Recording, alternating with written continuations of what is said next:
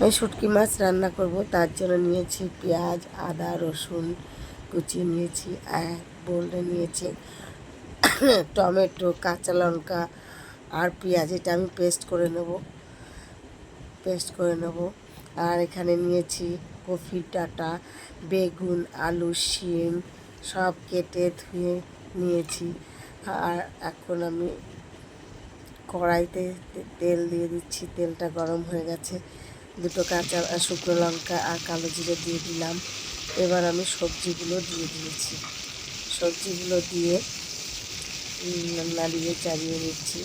এদিকে পেস্ট করে রেখেছি, সব নাড়িয়ে চাড়িয়ে একটু যেই হয়ে আসবে, এবার আমি মশলা দেব। নুন দেব, হলুদ দেব, জিরে গুঁড়ো, কাশ্মীরি মির্চি সব দিয়ে দিচ্ছি। ওদিকে কাঁচা লঙ্কা যেহেতু পেস্ট করে দিয়েছি, তার জন্য আর আমি এখানে শুকনো লঙ্কার গুঁড়ো দিলাম না, কাশ্মীরি মির্চি দিলাম। এবার দিয়ে দিচ্ছি একটু সামান্য জল, যেহেতু গুঁড়ো মশলা দিয়েছি এর জন্য একটু জল দিয়ে দিলাম। এটা ভালো করে এখন আমি নাড়িয়ে চাড়িয়ে নিচ্ছি। পেস্ট করে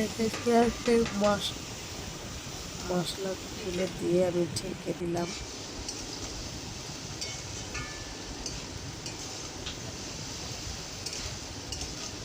কিছুক্ষণ হওয়ার পর দুটো কাঁচা লঙ্কা দিয়ে দিলাম। কাঁচা লঙ্কাটা দিয়ে এখন আমি আরেকটা প্যানের মধ্যে শুটকি মাছটা ভেজে নিচ্ছি। শুটকি মাছটা ভেজে ওই প্যানের মধ্যেই তরকারিটা আবার ঢেলে দেবো।